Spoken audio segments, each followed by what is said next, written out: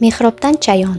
O'zbek romanchiligining asoschisi Abdulla Qodiriyning ikkinchi yirik asari 1928-yil fevralda yozib tugatilgan.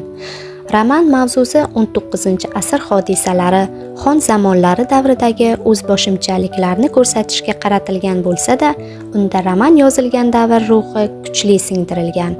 Asarni Mehrobdan chayon deb atash ziyoli ulamolarni qahramon qilib tanlashdan o'sha dargohga nomunosib, tuban kimsalarga hasadgo'y, e'tiqodsiz kishilarga ishoradir. Anvar bilan Ra'noning sevgi sarguzashti, qalb nazokati shoirona tarannum etilgan. Maktabdor Solih Maxdumning yumoristik obrazi adabiyotshunoslar tomonidan yozuvchining jiddiy yutug'i deya hisoblanadi. Mehrobdan chayon romanida xonliklar davri zug'umi muayyan darajada sezilsa ham, adibda goho tarafkashlik mayllari ko'rinadi.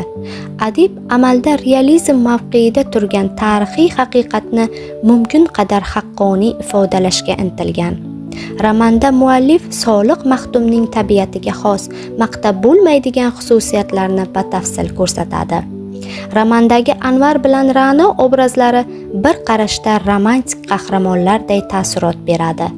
Barkamol, aql-zakovat, do'stga, sevgiga sadoqat, erk, adolat yo'lidagi shijoat bobida ular afsonaviy doston qahramonlarini eslatadilar.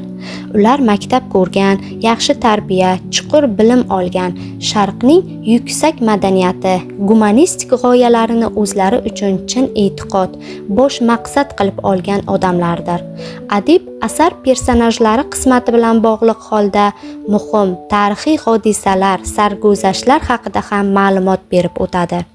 Yozuvchi ba'zan qahramonlarning tabiatini, xususan haramdagi qizlar fojiasini hazil mutoyiba, o'yin kulgi orqali ochib beradi.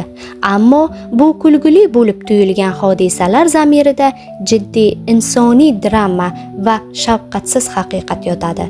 Xullas, Mehrobdan chayon hayot haqiqatini orttirmay va kamaytirmay o'z holicha jamiki qirralari, xarakterlari olamini bo'yoqlar vositasida kashf etib bergan o'xshashi yo'q badiiy asar bo'lib hisoblanadi. Abdulla Qodiriyning ushbu asarini sizlarga mutolaa uchun tavsiya etaman.